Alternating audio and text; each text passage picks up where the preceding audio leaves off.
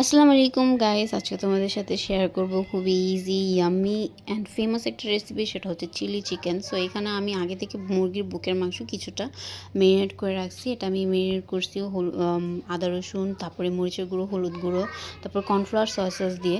তো এখানে আমি এটাকে ভেজে নিব। তো এপিট ওপিট করে আমি এটাকে ভালোভাবে ক্রিস্পি করে ভেজে নিছি। তো আমার এখানে মাংসটা ভাজা হয়ে গেছে।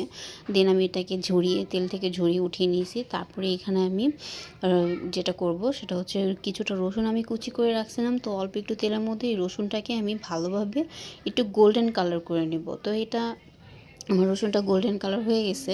তো আমি এখানে আগে থেকে একটা সস বানিয়ে রাখছিলাম, tomato sauce, soya sauce, cornflour, চিনি আর একটু লবণ দিয়ে।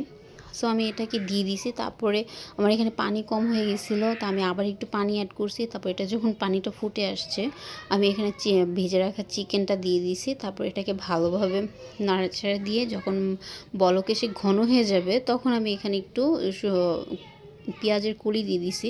সো আমার এখানে চিলি চিকেনটা রেডি হয়ে গেছে। এটা ছোট থেকে বড় সবাই খুব পছন্দ করে। এটা এমনি খেতেও খুব মজা লাগে, আর ফ্রাইড রাইসের সাথে তো কথাই নেই। আল্লাহ হাফেজ।